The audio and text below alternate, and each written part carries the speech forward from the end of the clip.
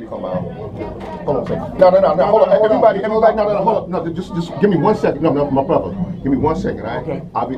And you can come on in. We'll talk in a minute. Okay, yeah, give me 1 minute. Just give me 1 minute, baby. All right. Now, just leave it live. Yeah. Go ahead, just go now.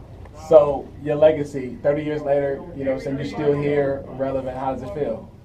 I mean, it's beautiful. I mean, to know that, there's people that, still support my music and want to come out to the concerts and all that there, I mean, I think that's a beautiful thing and a blessing, I mean, have people that's, still riding, 30 years, yeah. And still going. Yeah. When you first did this, what was your expectation? When you first wrote your first rhyme, what was your expectations of the culture and what were you trying to do? I mean, do what I'm doing right now, you know what I'm saying? So you got the vision of rocking stadiums and crowds and going across the world? I mean, I didn't, plan to, put out one single and then go back to a day job. I mean, this was something I had a vision, that I'm gonna rock this till the wheels fall off, Yeah, so. And what's your favorite Big Daddy Kane album?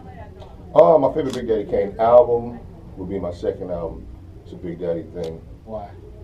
I just think that, it was well thought out, album, because I mean, with Long Live the Kane, I thought it was a beautiful album, but it was from the perspective of a kid from Brooklyn. It's a Big Daddy thing. It's from the perspective of a kid that has seen the world, So I had a whole lot more to talk about. So you was more well-rounded and worldly by that time. Yeah.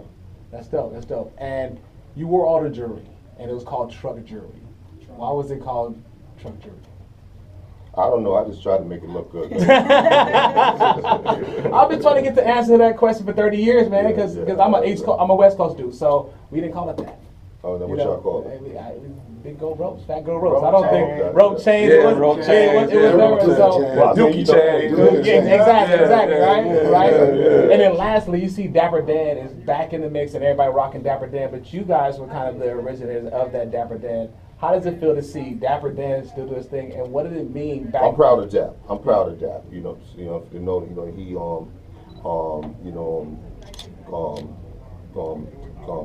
be working with Gucci. Yeah. I mean, I just think that's a blessing, and I'm real proud of him because he's an amazing tailor with crazy ideas, man. Like, I mean, some of the stuff that he created on his own design-wise was amazing for me back in the days, and now he's like sharing it with the people all around the world for Gucci. I mean, that's dope. Big ups to that, yeah. And where's your Dapper Dan outfits? Do you still got? I might have one. Do you ever put it on and rock it? I mean, I was about 180 pounds. That's it, brother. Appreciate it, my man. Hey, Kane, can I ask you something real quick, if you don't mind?